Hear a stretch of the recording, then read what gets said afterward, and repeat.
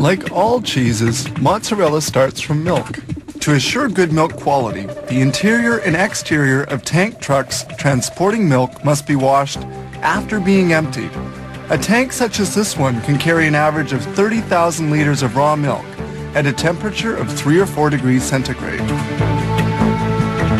Raw milk destined for cheese making contains 3.8% fats and 3.3% proteins. They store the milk and whey, a milk byproduct, in these immense silos, each with a capacity of 225,000 liters.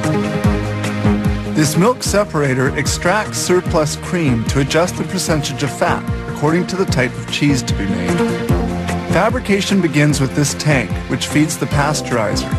Pasteurization sterilizes beverages which can easily ferment. Milk samples are drawn off to precisely determine their milk fat and protein content. Tests are carried out in this laboratory where they impose controls. These test tubes contain milk samples which will undergo microbiological analysis. Milk quality must be impeccable.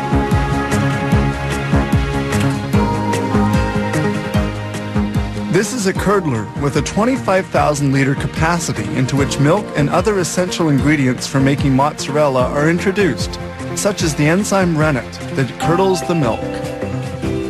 This mix must be well stirred and cooked. The agitators are used to cut the whey into little lumps. This step takes about 30 minutes. The temperature of the tanks depends on the type of cheese they're making. Agitators continue stirring the milk. Once cooking is done, the whey is pumped onto tables to be drained. It stays there for about 25 minutes. The solid and the liquid are now well separated.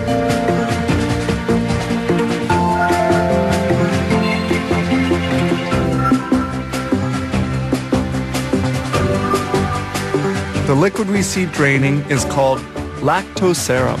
The lactose serum will be concentrated and transformed into milk byproducts.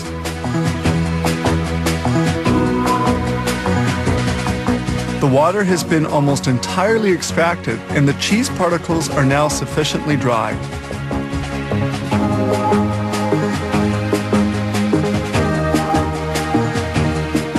This large automated blade then moves cheese particles towards the next step. That is, toward the molder.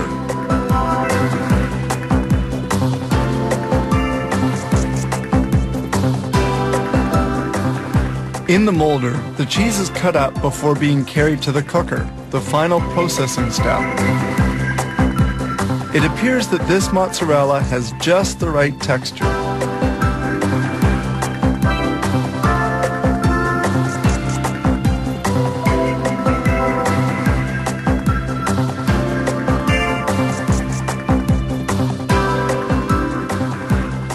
The cheese finally arrives at the molder, which will give it the proper shape.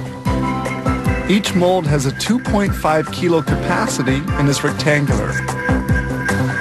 Brine, a salt solution, serves to cool as well as to salt the cheese blocks.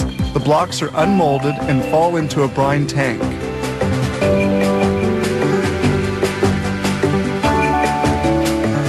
Following on, the cheese blocks will remain in another brine solution for a while.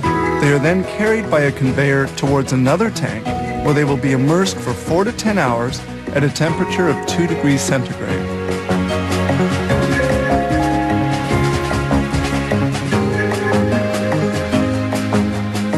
Sprays of brine remove the foam which forms at the surface of the tank. The 30,000 liters of milk that we saw coming in by truck at the beginning have enabled them to produce some 1,400 blocks of cheese in only 8 to 12 hours. The cheese blocks are finally vacuum packed, ready for shipment.